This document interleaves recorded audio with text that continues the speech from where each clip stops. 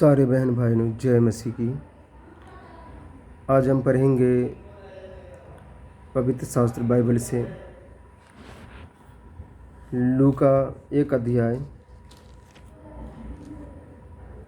उसका 27 वचन से पढ़ेंगे। लूका 1 अध्याय उसका 27 वचन से। और ये वीडियो इसका 2 भाग भी हो सकता है, पहला भाग और दूसरा भाग। तो आपको दोनों भाग देखना पड़ेगा, पहले पहला भाग फिर दूसरा भाग, तब जाके आपको समझ में आएगा ये वीडियो का बनाने का मतलब। तो हम आज पढ़ेंगे लूका 1 अध्याय उसका 27 वचन क्या कहता है। यीशु के जन्म की घोषणा यहाँ देखेंगे। 27 वचन में कहता है, लूका 1 अध्याय 27 वचन में, एक कुमारी के पास भेजा गया जिसकी मंगनी यूसुफ नामक दाऊद के घराने के पुरुष से हुई थी। उस कुमारी का नाम मरियम था। स्वर्गदूत जो है परमेश्वर की ओर से एक स्वर्गदूत एक कुमारी के पास भेजा गया जिसकी मंगनी यूसुफ नामक दाऊद के घराने के एक पुरुष के से हुई थी। उस कुमारी का नाम मरियम था। अभी उसका मंगनी हुआ था, शादी नहीं हुआ था, तो वो अभी तक कुमारी थी, है ना। तो 28 वचन कहता है, स्वर्गदूत ने उसके पास भीतर आकर मतलब माता मरियम जो घर के अंदर था, तो उसके स्वर्गदूत उसके भीतर आकर, घर के अंदर आकर, और उससे कहा, माता मरियम से कहा, आनंद और जय तेरी हो जिस पर ईश्वर का अनुग्रह हुआ है, प्रभु तेरे साथ है। कहता आनंद और जय तेरी हो जिस पर ईश्वर का अनुग्रह हुआ है, प्रभु तेरे साथ है। ईश्वर की दया हुआ है तुम्हारे ऊपर, अनुग्रह हुआ है, प्रभु तेरे साथ है। 29 वचन में कहता है कि वह उस वचन से बहुत घबरा गई और सोचने लगी कि यह किस प्रकार का अभिवादन है। तो माता मरियम घबरा गई तो सोचने लगी ये किस प्रकार का अभिवादन है। 30वां वचन कहता है, स्वर्गदूत ने उससे कहा, हे मरियम भयभीत न हो, क्योंकि परमेश्वर का अनुग्रह तुझ पर हुआ है। तो कहता है, स्वर्गदूत कहता है, हे मरियम भयभीत न हो, मतलब डर मत, परमेश्वर का अनुग्रह तुझ पर हुआ है। और 31 वचन में कहता, देख तू गर्भवती होगी और तेरे एक पुत्र उत्पन्न होगा, तो उसका नाम यीशु रखना। कहता देख तू गर्भवती होगी और तेरे एक पुत्र उत्पन्न होगा, तो उसका नाम यीशु रखना। 31 वचन में, लूका का 1 अध्याय उसका 31 वचन। और 32 वचन कहता है, वह महान होगा और परम प्रधान का पुत्र कहलाएगा, और प्रभु परमेश्वर उसके पिता दाऊद का सिंहासन उसको देगा, और वह याकूब के घराने पर सदा राज्य करेगा और उसके राज्य का अंत न होगा। तो यहाँ कहता है 34 वचन में मरियम यहाँ कहता है, माता मरियम कहता है, मरियम ने स्वर्गदूत से कहा, यह कैसे होगा, मैं तो पुरुष को जानती ही नहीं। यहाँ तो माता मरियम यहाँ कहता ये कैसे होगा, मैं तो किसी पुरुष को जानती नहीं हूँ, क्योंकि उसका तो अभी मंगनी हुआ था, शादी नहीं हुआ था, अभी तक तो वो कुंवारा था। तो मरियम ने स्वर्गदूत से कहा, यह कैसे होगा, मैं तो पुरुष को जानती ही नहीं। तो 35 वचन में स्वर्गदूत कहता है, स्वर्गदूत ने उसको उत्तर दिया, पवित्र आत्मा तुझ पर उतरेगा और परम प्रधान की सामर्थ्य तुझ पर छाया करेगी। पवित्र आत्मा तुझ पर उतरेगा और परम प्रधान की सामर्थ्य तुझ पर छाया करेगी, इसलिए वह पवित्र जो उत्पन्न होने वाला है वह परमेश्वर का पुत्र कहलाएगा। तो सबसे पहले तो पवित्र आत्मा, परमेश्वर का जो पवित्र आत्मा है तुम्हारे ऊपर उतरेगा और तुम्हें पवित्र करेगा, तुम्हें साफ करेगा, तुम्हें शुद्ध करेगा। क्योंकि माता मरियम अपने माँ और बाप से जन्मा हुआ था, तो उसकी वजह से जो है इसकी वजह से जो है उसके खून में जो है वो जो हमारे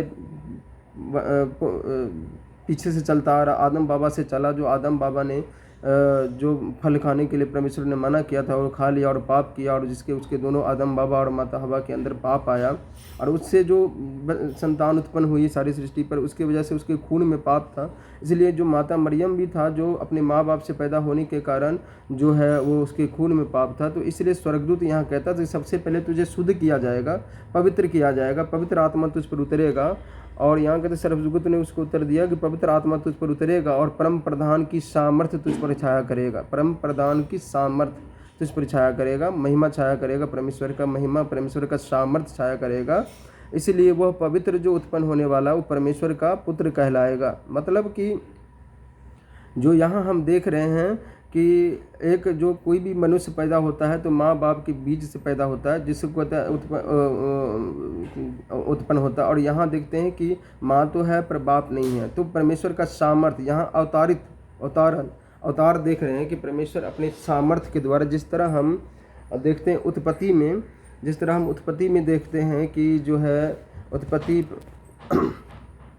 उत्पत्ति में देखते हैं, जब हम उत्पत्ति का पुस्तक हम देखते हैं, इसमें 2 अध्याय में यहाँ क्या देखते हैं, उत्पत्ति का 2 अध्याय उसका 7 वचन में यहाँ लिखा हुआ है, तब यहोवा परमेश्वर ने आदम को भूमि की मिट्टी से रचा। यहाँ पर यहोवा परमेश्वर ने आदम को, पहला मनुष्य जो आदम बाबा हुआ, उसको भूमि का मिट्टी लेकर उसको बनाया, रचा और उसके नथनों में जीवन का श्वास फूंक दिया। जो आदम बाबा बनाया गया था उसके पूरी जवानी में बनाया था, पूरी जवान शरीर में बनाया, और उसको रच के बना के तो उसके बाद उसके नथने में जो है जीवन का श्वास बनाया, फूंक दिया, और आदम जीवित प्राणी बन गया। तो उसको बनाने वाला जो परमेश्वर था, है ना, तब यहोवा परमेश्वर ने आदम को भूमि की मिट्टी से रचा और उसके नथनों में जीवन का श्वास फूंक दिया और आदम जीवित प्राणी बन गया।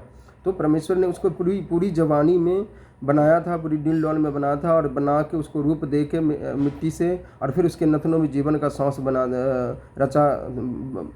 दे दिया।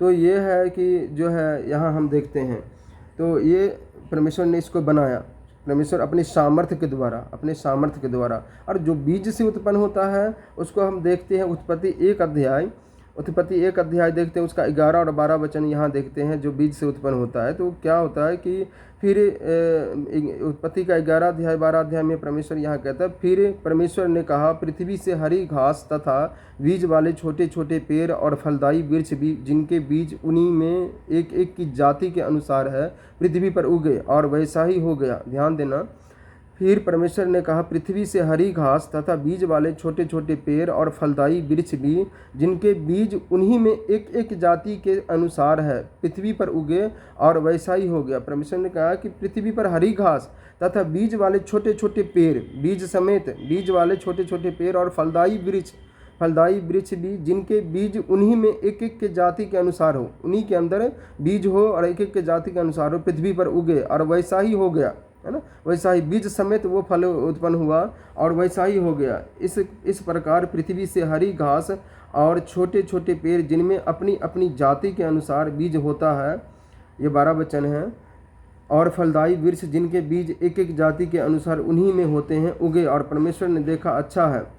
तो जितनी भी परमेश्वर ने यहाँ कहता है 12 वचन में कि इस प्रकार पृथ्वी से हरी घास और छोटे छोटे पेड़, जिनमें अपनी अपनी जाति के अनुसार बीज होता है, और फलदायी वृक्ष, जिनके बीज एक एक जाति के अनुसार उन्हीं में होते हैं, और परमेश्वर ने देखा कि अच्छा है, हो गया, देखा कि अच्छा है। तो यहाँ जितने भी आप घास देख रहे हैं, जितने भी पेड़ पौधे आप देख रहे हैं, जिसको मनुष्य नहीं लगाता फिर भी वो अपने आप उग जाता है, तो ये परमेश्वर का देन है। परमेश्वर ने ऐसा उसको बनाया, उसको जैसे बोला वैसे उत्पन्न हो गया, मैंने परमेश्वर ने मुंह से बोलता गया और होता गया। तो ये इसके अंदर बीज है, तो बीज से उत्पन्न होता है। तो यहाँ हम जो देखते हैं कि यहाँ जो है माँ तो है, पर जो है गर्भ का इस्तेमाल हो रहा है, पर बीज नहीं है, क्योंकि परमेश्वर ने अपनी सामर्थ्य से, यहाँ कहते हैं परम प्रधान की सामर्थ्य तुझ पर छाया करेगी, इसलिए वह पवित्र जो उत्पन्न होने वाला हो परमेश्वर का पुत्र कहलाएगा।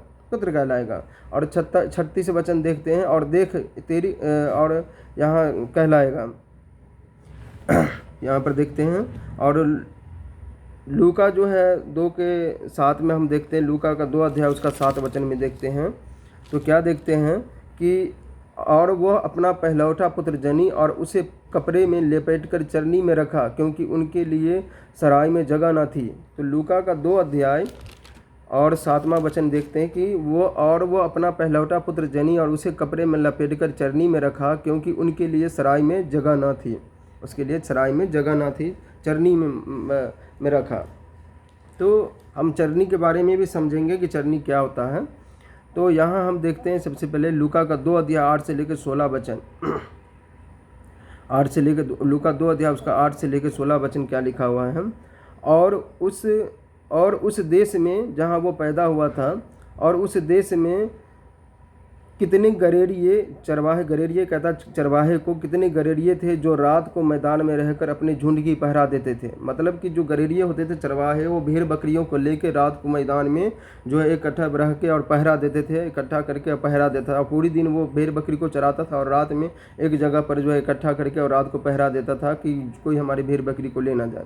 तो ये और उस देश में कितने गरेरिए थे जो रात को मैदान में रहकर अपने झुंड का पहरा देते थे, जहाँ प्रभु यीशु मसीह पैदा हुआ था। और प्रभु का एक दूत उनके पास आ खड़ा हुआ, और प्रभु का एक दूत, परमेश्वर की तरफ से एक दूत उनके पास आ खड़ा हुआ, और प्रभु का तेज उनके चारों ओर चमका और वो बहुत डर गए, वे बहुत डर गए। कहते और प्रभु का एक दूत उनके पास आ खड़ा हुआ और प्रभु का तेज उनके चारों ओर चमका और वे बहुत डर गए, बहुत डर गए उसके तेज से, उसके चमक से, क्योंकि उसमें जो उस दूत में महिमा भरा हुआ था, तेज चमक था, तो उससे वो डर गया, क्योंकि कभी उसने ऐसा अद्भुत नज़ारा देखा नहीं था, अद्भुत व्यक्ति देखा नहीं था, इसीलिए वो डर गए। 10वां वचन कहता है, लूका 2 अध्याय उसका 10वां वचन में कहता है, तब स्वर्गदूत ने उससे कहा, मत डरो, क्योंकि देखो मैं तुम्हें बड़े आनंद का सुसमाचार सुनाता हूँ जो सब लोगों के लिए होगा।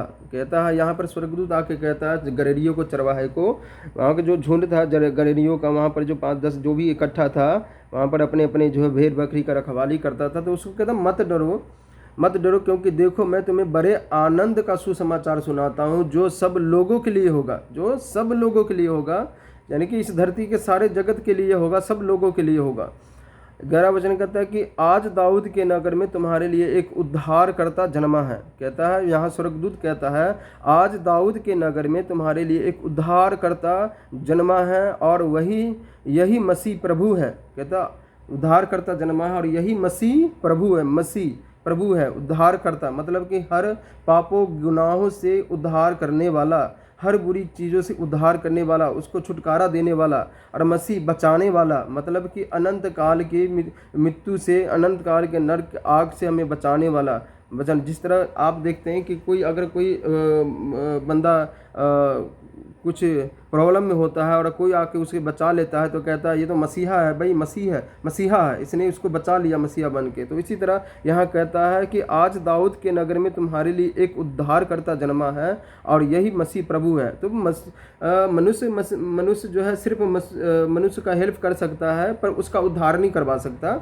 पर यहाँ जो हम देखते हैं उद्धारकर्ता जन्मा है, मसीह प्रभु है, क्योंकि उद्धारकर्ता किस चीज़ से, हर तरह के पापों गुनाहों से आपको छुटकारा देके, आपको छुड़ा के और आपके बचा के, आपको अनंत काल के आग से बचा के, नरक के आग से बचा के, आपको उद्धार करके, आपको हर तरह के पापों गुनाह से छुटकारा देके, तो आपको अनंत काल के लिए अपने स्वर्ग राज में स्वर्ग तक पहुँचाना परमेश्वर का काम था। ये उसके लिए वो उद्धारकर्ता पैदा जन्मा है और यही मसीह प्रभु है। और इसका तुम्हारे लिए यह पता है कि तुम एक बालक को कपड़े में लपेटा हुआ और चरनी में परा पाओगे। चरनी में परा पाओगे, चरनी मतलब कि जो माता मरियम और जो यूसुफ था जो बैठे हुए थे, तो उसके पाँव के नीचे जो है ना कपड़ों में लपेट के, क्योंकि उसके लिए सराय में जगह नहीं था, तो बच्चे को लपेट के रखे हुआ था चरनी में। तो और उसका तुम्हारे लिए यह पता है कि तुम एक बालक को कपड़े में लपेटा हुआ और चरनी में परा पाओगे। तब एकाएक उस स्वर्गदूत के साथ स्वर्गदूतों का दल परमेश्वर की स्तुति करते हुए यह कहते दिखाई दिया। तब एकाएक उस स्वर्गदूत के साथ स्वर्गदूतों का दल परमेश्वर की स्तुति करते हुए यह कहते दिखाई दिया। तो उसके साथ साथ और स्वर्गदूत दल, एक पूरे दल जो है, दल का मतलब होता है कि बहुत सारा, उसमें कितना है ये नहीं, पर बहुत सारा। तो स्वर्गदूतों का दल परमेश्वर की स्तुति करते हुए और यह कहते दिखाई दिया, आकाश में परमेश्वर की महिमा और पृथ्वी पर उन मनुष्यों में जिनसे वह प्रसन्न है शांति हो। तो जब स्वर्गदूत उनके पास से स्वर्ग को चले गए तो गरेरियों ने आपस में कहा, आओ हम, जब स्वर्गदूत ने उसके पास से चले गए उसको सुसमाचार सुना के कि उद्धारकर्ता दाऊद के वंश से जन्मा है, तो वो जब सुना के प्रसन्न शांति हो, आकाश में परमेश्वर की महिमा और पृथ्वी पर उन मनुष्यों में जिनसे वह प्रसन्न है शांति हो। जब स्वर्गदूत उनके पास से स्वर्ग को चले गए तो गलीलियों ने आपस में कहा, आओ हम बेहतलम जाकर यह बात जो हुई है और जिसे प्रभु ने हमें बताया है देखे। तो बेहतलम के प्रातः गांव में परमेश्वर का जन्म हुआ था। तो यहाँ कहता, आओ हम बेहतलम जाकर यह बात जो हुई है और जिस